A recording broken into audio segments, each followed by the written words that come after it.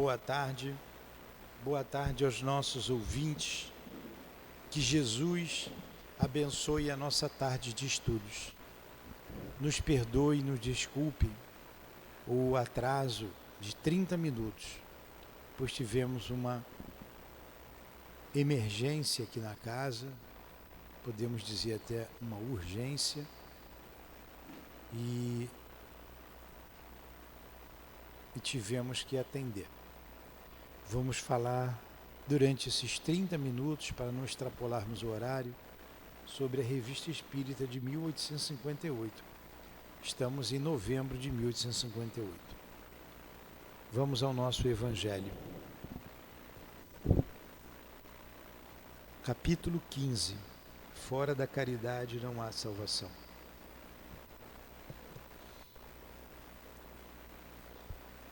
Parábola do bom samaritano. Ora, quando o Filho do Homem vier em sua majestade, acompanhado de todos os anjos, sentar-se-á no trono da sua glória, e estando todas as nações reunidas diante dele, separará umas das outras, como o pastor separa as ovelhas dos bodes, e ele colocará as ovelhas à sua direita e os bodes à sua esquerda. Então o rei dirá àqueles que estiverem à sua direita: Vinde vós que fostes abençoado por meu Pai, tomai posse do reino que vos foi preparado desde o começo do mundo. Porquanto eu tive fome e me deste de comer, tive sede e me deste de beber, tive necessidade de teto e me hospedastes. Estive nu e me vestistes, estive doente e me haveis visitado, estive preso e me foste ver. Então os justos lhe perguntarão: Senhor, quando foi que nós te vimos com fome e te demos de comer, ou com sede e te demos de beber? Quando foi que te vimos sem teto e te abrigamos, sem roupas e te vestimos, ou enfermo ou no cárcere e te fomos visitar? E o rei lhes responderá: Em verdade vos digo, todas as vezes que vos fizestes isso a um destes meus irmãos mais humildes, foi a mim que o fizeste. Em seguida, ele dirá àqueles que estão à sua esquerda: Afastai-vos de mim, malditos, e ide para o fogo eterno que foi preparado pelo diabo e seus anjos. Pois tive fome e não me deste de comer, tive sede e não me deste de beber, tive necessidade de abrigo e não me agasalhastes, estive sem roupas e não me vestistes, estive doente na prisão e não me foste visitar. Então eles lhes responderão: Senhor, quando foi que nós te vimos com fome ou com sede, sem abrigo ou sem roupas, doente ou na prisão, e deixamos de te assistir? E ele lhes dirá: Em verdade vos digo, todas as vezes que deixaste de dar assistência a um destes mais humildes, foi a mim que deixaste de ajudar. E estes últimos irão para o suplício eterno, e os justos para a vida eterna. Mateus capítulo 25, versículos 31 a 46. Médico Jesus, amigo de todas as horas, te buscamos neste momento de prece para o sustento de nossas vidas, de nossas almas, de nossos espíritos imortais. Que o estudo que o mestre Kardec nos traz possa fortalecer a nossa alma imortal, possa nos ajudar a compreender mais e mais sobre a vida, sobre o nosso papel diante da vida, diante de Deus, nosso Pai, diante de Ti, Senhor. Aproxima de nós os nossos benfeitores, guias desta casa de amor, o altivo, as irmãs queridas, o Dr. Herman, a minha amada Lourdinha, enfim, todos esses irmãos queridos para nos sustentar. Derrama o teu amor, Senhor, sobre nós. Em nome desse amor, Senhor, do amor que vibra nesta casa, do nosso amor, Lourdinha, do teu amor, do amor de Deus acima de tudo, é que iniciamos os estudos com os nossos patronos, Allan Kardec e Amélie Boudet, a quem pedimos inspiração. Que assim seja. Graças a Deus. Muito bem. Então nós lemos o Evangelho, fizemos a leitura, a prece. Anteriormente nós estudamos o livro Obras Póstumas e agora a Revista Espírita, que era estudada às quartas-feiras de manhã, das 8 às 9, e passamos para esse horário da tarde.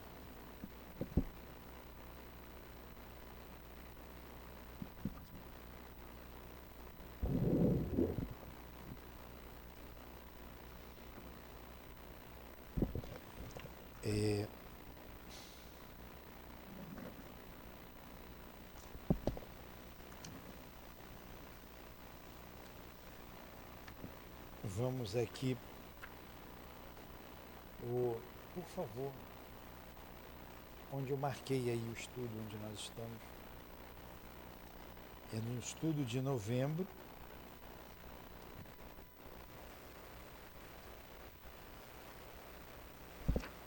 outubro,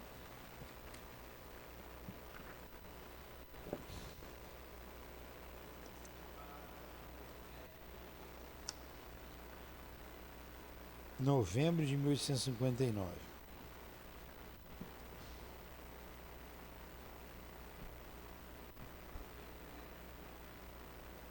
Qual o título?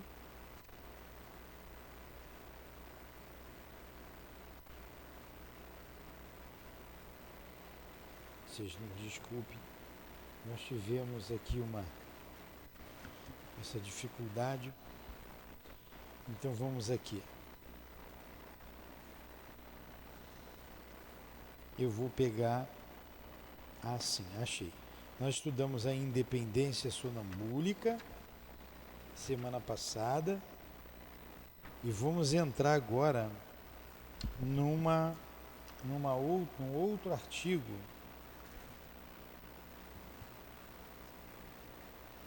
intitulado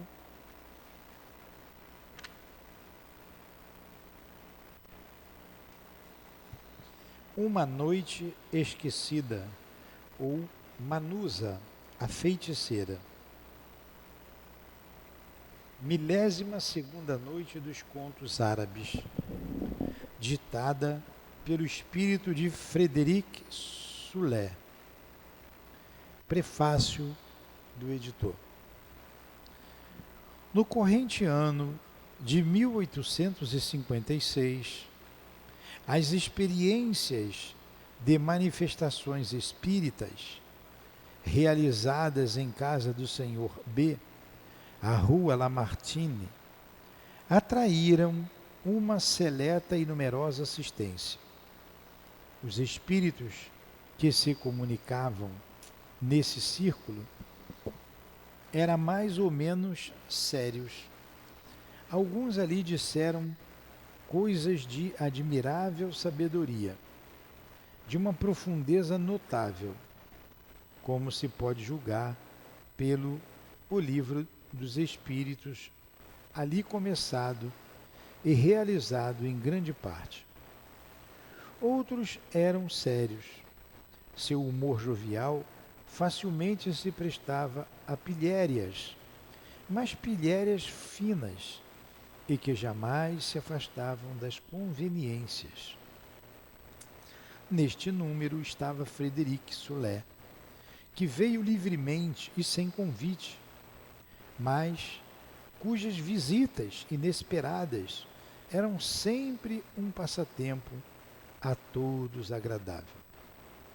Sua conversação era espirituosa, fina, mordente, a propósito, e jamais desmentiu o autor das Memórias de Diable, Memórias do Diabo. Aliás, ele jamais se deu importância. Então, a Memórias do Diabo, de Frederic Soler, ele foi um romancista e autor dramático na França, de 1800 a 1847. Morreu novo ele, né? Aliás, ele jamais se deu importância. E quando lhe dirigiam perguntas complexas de filosofia, confessava francamente sua insuficiência para as resolver, dizendo-se ainda muito ligado à matéria e que preferia as coisas alegres às sérias.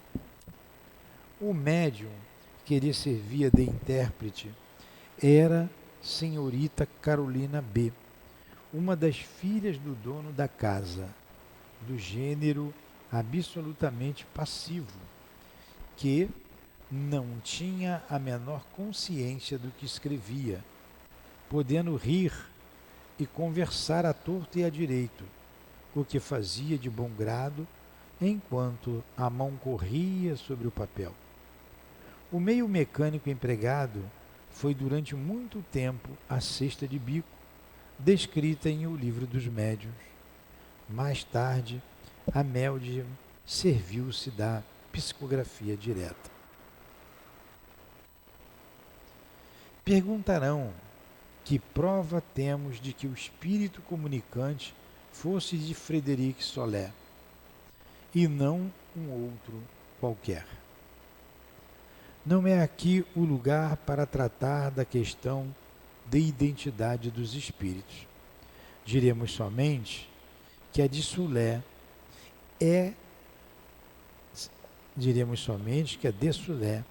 se confirmou por 1001 detalhes que não podem escapar a uma observação atenta. Muitas vezes, uma palavra, um gesto farto, um fato pessoal refletido.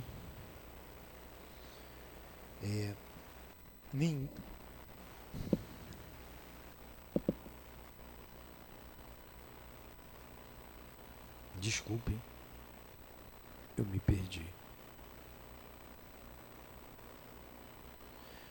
Um dia pediram-lhe o seu retrato, e o médium, que não sabe desenhar e que jamais o viu, fez um esboço de uma semelhança impressionante. Ninguém na reunião tinha tido relações com ele em vida. Por que então vinha sem ser chamado? É que se tinha ligado a um dos assistentes sem ter jamais querido revelar o motivo. Só aparecia quando esta pessoa se achava presente. Entrava com ela e com ela saía, de sorte que quando esta não estava, também não vinha.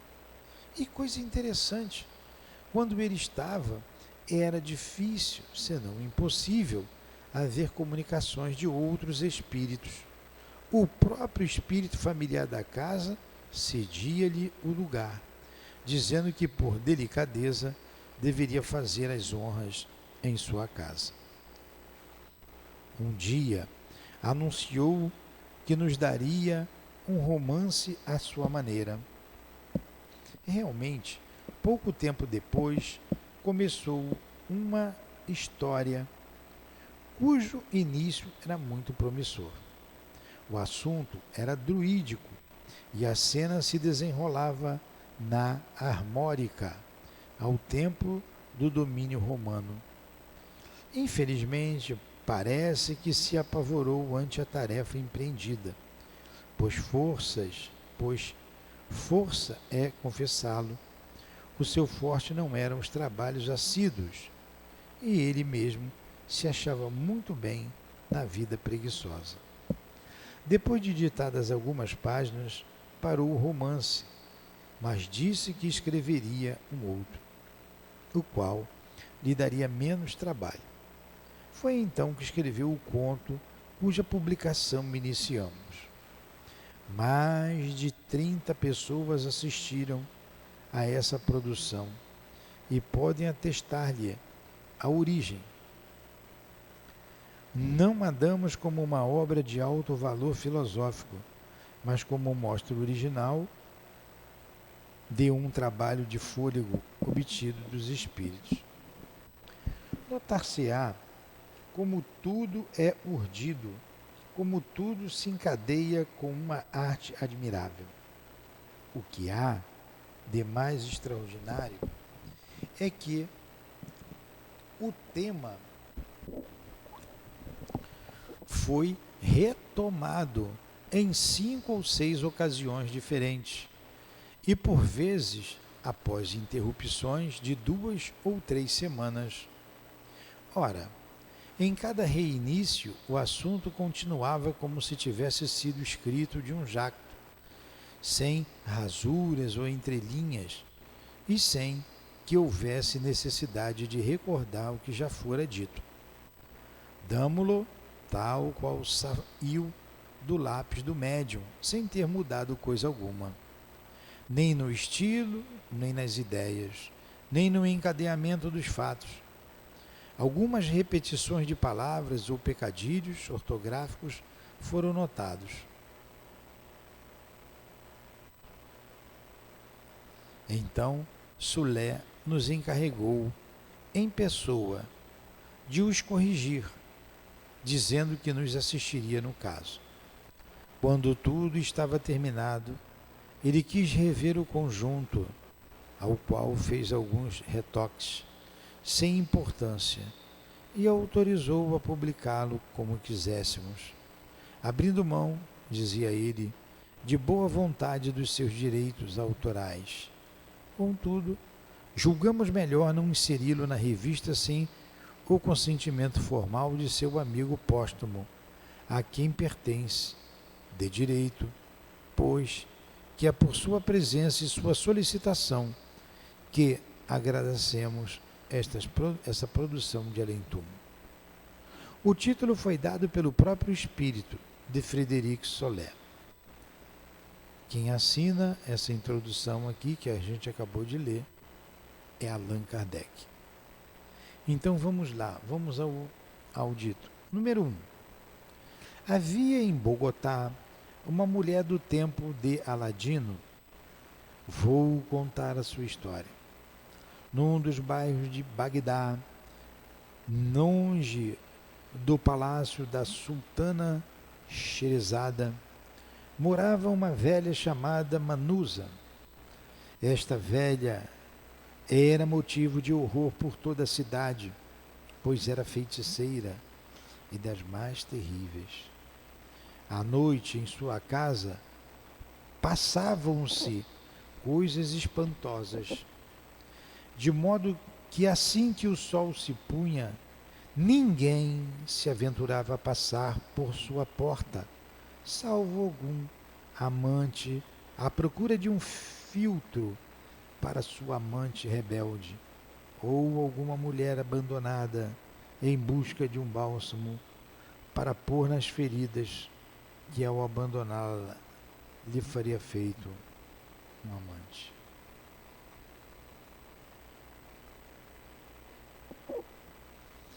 Aconteceu um dia que o sultão estava mais triste do que habitualmente e também a cidade era presa de grande desolação, porque ele queria mandar matar a sultana favorita e que, por seu exemplo, todos os maridos eram infiéis. Um jovem saiu do seu solar magnífico situado ao lado do palácio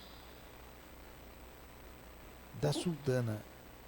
Vestia um moço uma túnica e um turbante de cores sombrias. Mas sobre estes hábitos simples apresentavam um ar de grande distinção. Procurava ocultar-se ao longo das casas, como um ladrão ou como um amante que teme ser surpreendido. Dirigia-se para os lados da casa de Manusa, a feiticeira. Uma grande ansiedade estava estampada em seu rosto, que denunciava a preocupação que o agitava. Atravessou as ruas e praças rapidamente, embora com muitas precauções. Chegando junto à porta, hesitou por mais alguns instantes, depois resolveu bater. Durante um quarto de hora, sofreu uma angústia mortal, pois ouvia ruídos a que o ouvido humano jamais se habituara. Uma matilha de cães latia ferozmente. Havia gritos lamentosos e cantos de homens e mulheres, como no fim de uma orgia. E para iluminar esse tumulto, luzes corriam de alto a baixo da casa, como fogos factos de todas as cores. Depois, como que por encanto, tudo cessou. As luzes se extinguiram e abriu-se a porta. Então, gente, essa história aqui, ela tem 2 capítulos, né?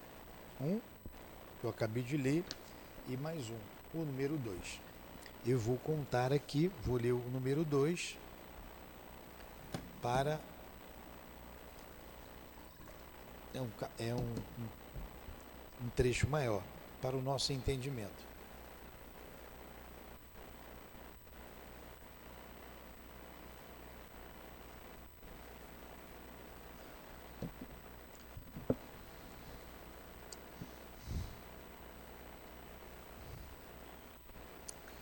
O visitante ficou um momento interdito, sem saber se deveria entrar no sombrio corredor que se estirava aos seus olhos. Por fim, armando-se de coragem, penetrou ousadamente.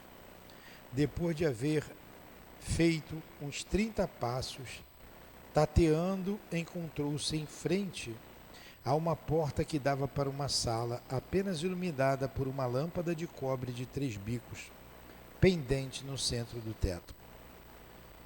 A casa, que a julgar pelo barulho que ouvira da rua, deveria ser muito habitada, tinha agora um ar deserto.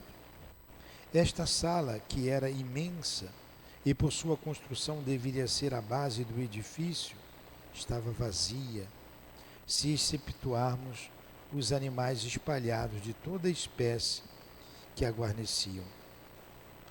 No meio desta sala havia uma pequena mesa coberta de livros de magia, e diante da mesa, numa grande poltrona, estava sentada uma velhinha de apenas 2 côvados de altura e de tal modo abafada entre chalés e turbantes que mal se divisavam os seus traços.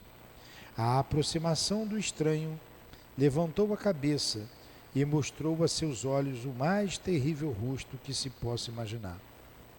Aqui estás, Senhor Nureddin, disse ela, fixando uns olhos de hiena sobre o jovem que acabava de entrar. Aproxima-te. Há vários dias que o meu crocodilo de olhos de rubi anunciou-me a tua visita. Dize-me se é filtro que te falta ou se é uma fortuna. Mas, que digo eu? Uma fortuna. A tua não causa inveja ao próprio sultão? Não és o mais rico, assim como és o mais belo? Provavelmente é um filtro que vens procurar. Qual é, pois, a mulher que ousa ser cruel para contigo? Enfim, nada devo dizer, nada sei. Estou pronta a escutar-te, as penas e a te dar os necessários remédios. desde que minha ciência tenha o poder de ser útil. Mas por que me olhas assim e não te adiantas? Tens medo? Porventura causa-te pavor? Nossa, a velhinha sabia tudo, hein?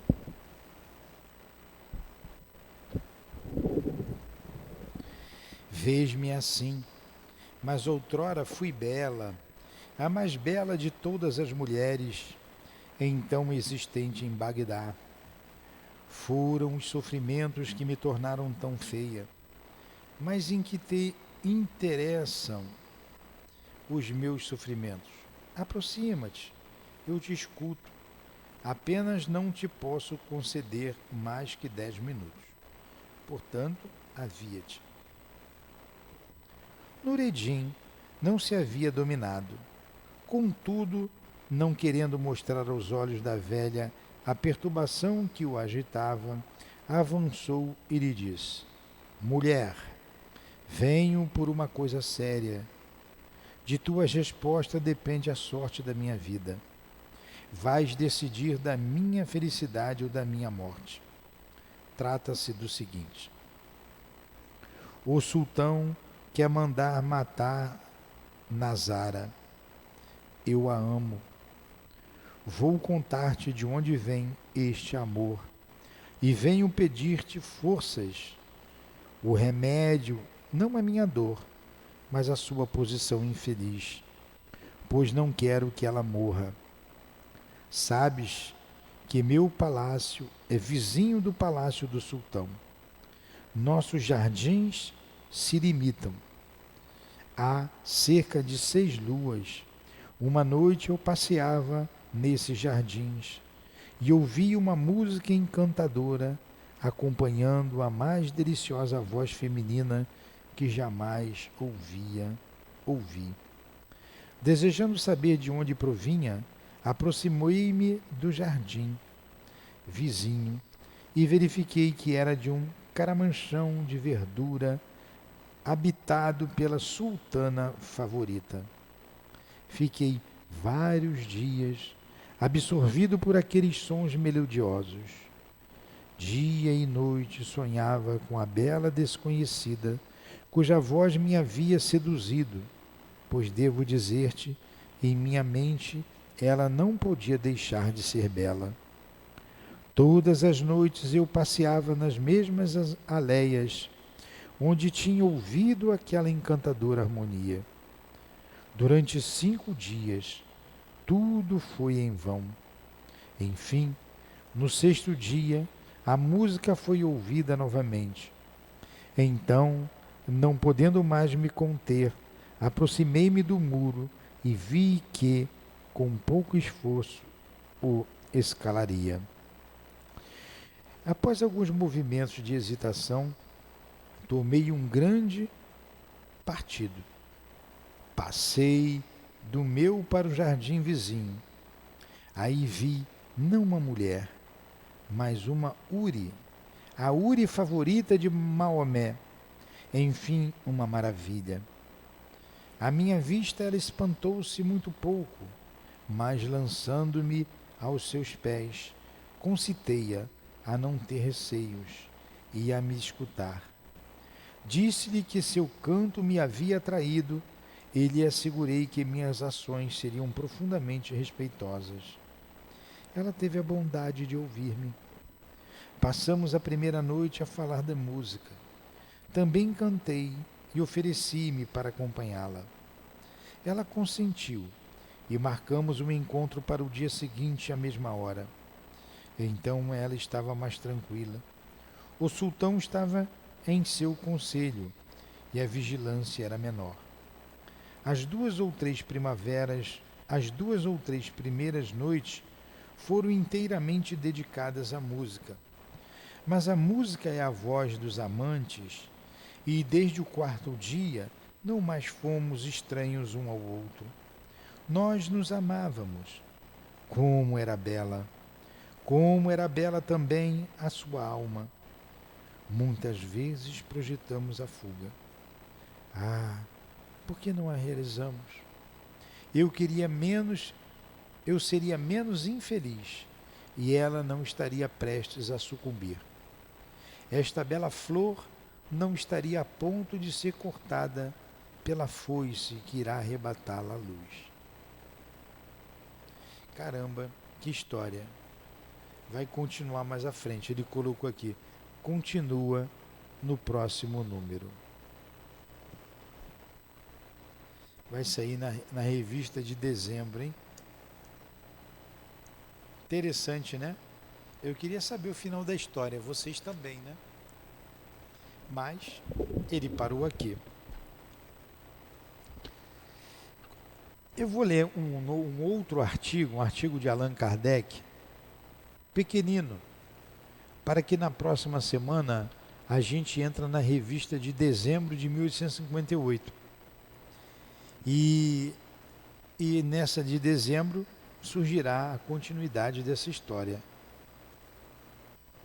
Né? Vamos ver aqui se continua aqui ou se em janeiro de 59.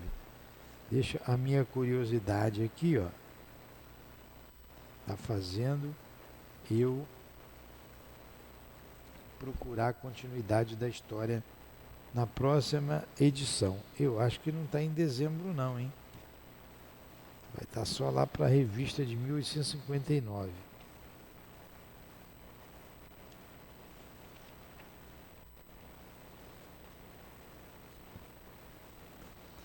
Eu acho que sim, porque eu não encontrei aqui, ó.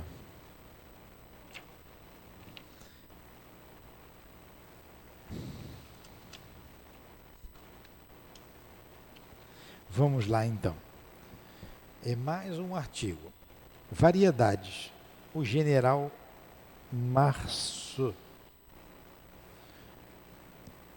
A Gazeta de Cologne publica a seguinte história que lhe é comunicada por seu correspondente em Coblença, o que é atualmente tema obrigatório em todas as conversas. O fato é relatado pela Patrick de 10 de outubro de 1858. Sabe-se que, abaixo do forte do Imperador Francisco, perto da estadia de Colônia, encontra-se o monumento do general Marceau, francês que tombou em Altenkirchen e foi sepultado em Coblença, no Monte São Pedro, onde se acha a parte principal do forte. O monumento do general, que é uma pirâmide truncada, foi mais tarde removido quando começaram a fortificação de Coblença.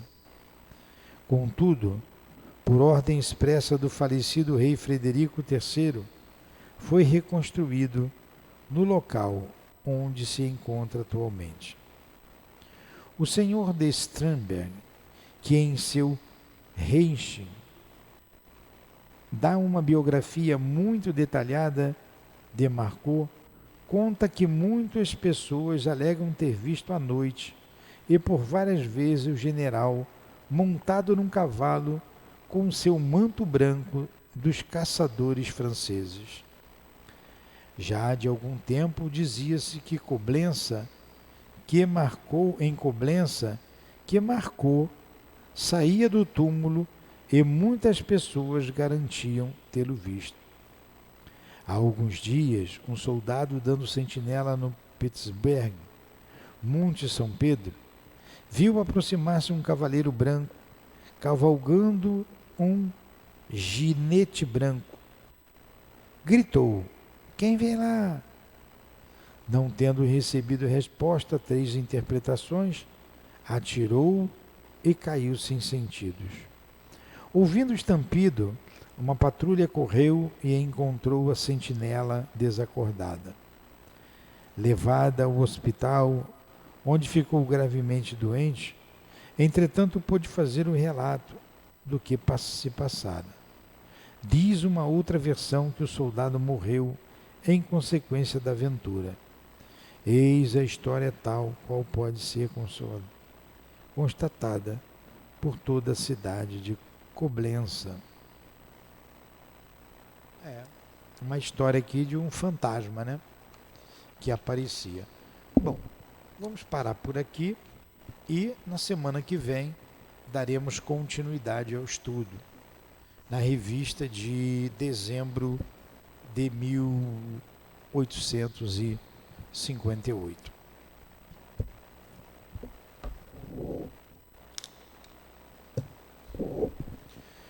Obrigado, Allan Kardec.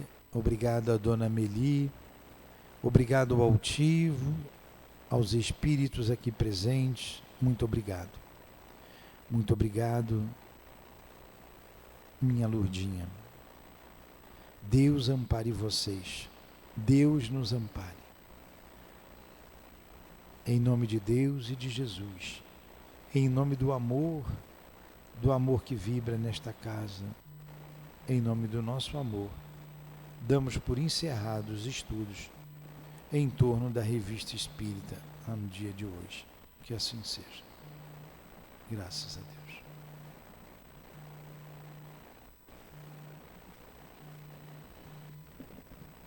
CEAP, Centro Espírita Altivo Panfiro. Uma casa de amor.